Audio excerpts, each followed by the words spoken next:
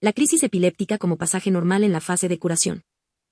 Todo programa especial, biológico y sensato que denominamos EBS, tiene determinados puntos que los marcan. Estos son: 1. DHS igual a inicio de la enfermedad, inicio de la actividad conflictiva. 2. CL igual a inicio de la fase de reparación, final de la actividad conflictiva. 3. C igual a crisis epileptoide igual a punto de cambio entre el crecimiento del edema y la reducción del edema, en el cerebro y en el órgano. 4. RN igual a renormalización vegetativa. En este contexto se produce también cada denominado transcurso de la enfermedad cancerosa.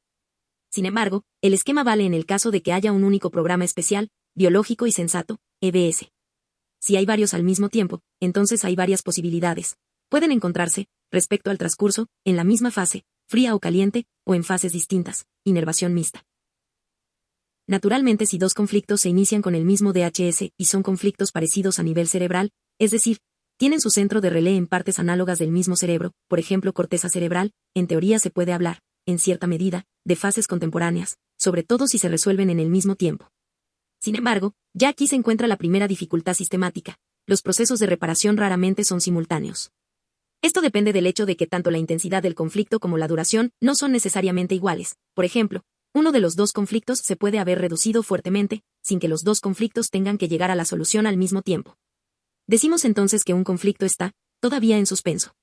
Por esta razón, al momento de la terapia, cuando se le pregunta a los pacientes, intentando encontrar el origen emocional de los conflictos, es común que en un principio no tengan clara cuáles fueron las situaciones precisas, ya que en un mismo momento se pudieron vivir varios conflictos, pero el desarrollo de los mismos serán en tiempos distintos. Para la nueva medicina es muy importante siempre tener en cuenta intensidad y tiempo, pues en esto están representadas la eutonía, es decir, el ritmo normal día-noche, así como el esquema ideal de la evolución del conflicto incluida la fase final de reparación, que no se interrumpe por recaídas conflictivas y entonces se puede volver a la normalidad con una única crisis epileptoide. En otras palabras, esto significa la superficie que la curva del desarrollo de la intensidad conflictiva forma en la fase de conflicto activo del DHS hasta la conflictólisis, CL, corresponde más o menos a la superficie que el grado de vagotonía, medible por la intensidad de la formación de edema, forma con el eje X. Es decir, cuanta más intensidad conflictiva y cuanto más tiempo dure el periodo conflictivo, tanto mayor y duradera es la presencia del edema. Podemos decir, el eje vertical o eje Y indica la intensidad del conflicto, el eje horizontal o eje X representa el tiempo. De esto resulta que la integral, es decir, la superficie entre la curva conflictiva y el eje X comprendida entre DHS y CL, es parecida a la integral entre CL y RN, vuelta a la normalidad. Por lo tanto, la superficie del conflicto, arriba, es igual a la superficie de la fase de reparación, abajo. Si suponemos que cada programa especial, biológico y sensato en una fase de reparación tiene también su tipo de crisis epileptoide propio y especial, que obviamente depende del tipo de conflicto o de la localización del foco de Hammer, entonces es importante saber: 1. ¿Cuál ha sido el conflicto? 2. ¿Cuándo se ha producido el DHS? 3. ¿Cuánto ha durado el conflicto? 4. ¿Se ha resuelto ya el conflicto? 5. ¿Cuándo hay que atender la crisis epileptoide? 6. ¿Cómo será de fuerte la crisis epileptoide? 7. ¿De qué forma se manifestará la crisis epileptoide? 8. ¿Cómo se puede prevenir esta crisis epileptoide, o eventualmente cómo se puede mitigar o incluso aumentar? El infarto cardíaco es una crisis sensorial epileptoide. Ocasionalmente también motora epiléptica, en la que el foco de Hammer se encuentra a la derecha en la zona insular del cerebro.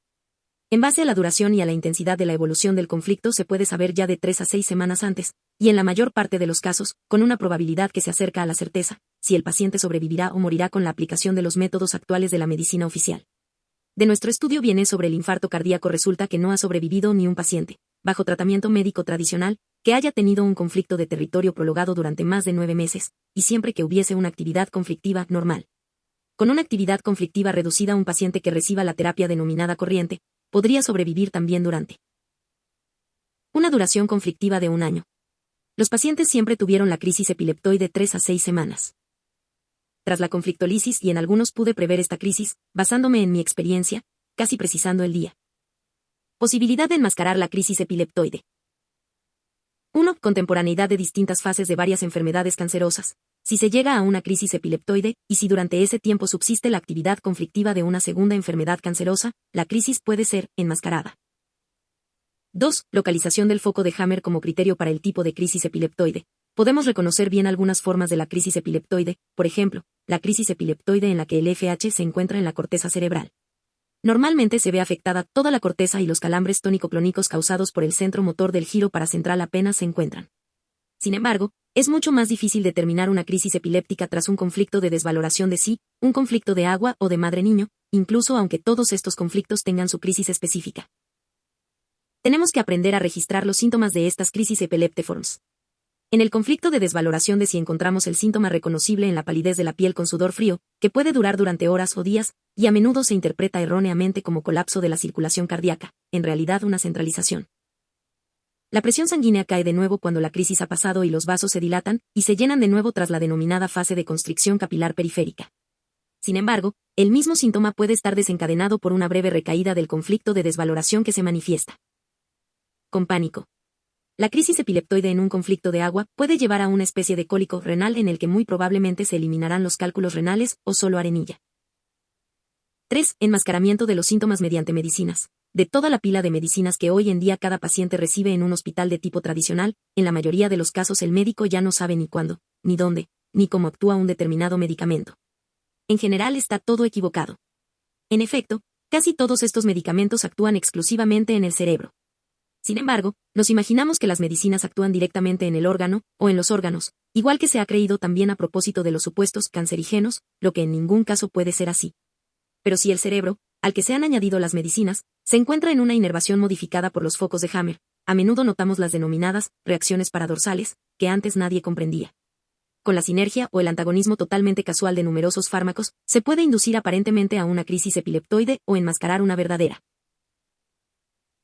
Una de las reacciones paradoxales más frecuentes y más peligrosas es la taza rápida de café por la noche en la autopista cuando el organismo se encuentra en la fase PCL de un programa EBS. La vagotonía profunda tiene aquí un mecanismo que impide el sueño, gracias al cual el animal presa no es sorprendido mientras duerme.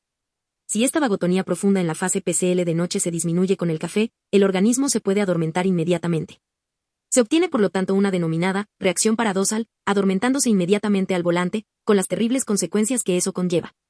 La crisis epileptoide en la fase de curación, que incluso se podría llamar crisis epileptoide obligatoria en la fase de curación, es uno de los fenómenos más importantes y más lleno de consecuencias de todo el sistema de la nueva medicina.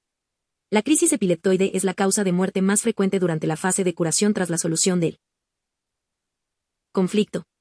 Como causa de muerte es incluso más frecuente que el edema cerebral que precede a la crisis epileptoide, donde el paciente puede morir simplemente por la excesiva compresión cerebral. La naturaleza de la crisis epileptoide. Tras esta larga discusión todos se preguntan ansiosos. Sí, pero entonces, ¿cuál es la naturaleza de la crisis epileptoide? Lo formularé como sigue. 1. La crisis epileptoide es el punto de cambio en la fase de curación, por lo tanto, el inicio de la contrarregulación. 2. Un suceso sensatamente previsto por la madre naturaleza para apretar de nuevo el edema en el cerebro y en el órgano. Cuanto más intensamente se produce esto, más grande es la posibilidad de supervivencia. 3. La madre naturaleza se ha servido de una exasperación de todo el conflicto como instrumento para la crisis epileptoide. Es decir, el paciente durante la crisis simpaticotónica revive de un modo acentuado, por ejemplo los dolores cardíacos en el infarto, toda su evolución conflictiva. Cuanto más intensamente experimenta esta recaída conflictiva biológica, mayores son sus posibilidades de sobrevivir. Esto es todo, espero que esta información te sirva y nos ayudes a compartir. Recuerda suscribirte a nuestro canal de YouTube, Descodificación, más psico, sobre descodificación emocional y las 5 leyes de la nueva medicina germánica. Te recuerdo, darle a la campanita para recibir notificaciones cada vez que subamos un nuevo video. Hasta pronto.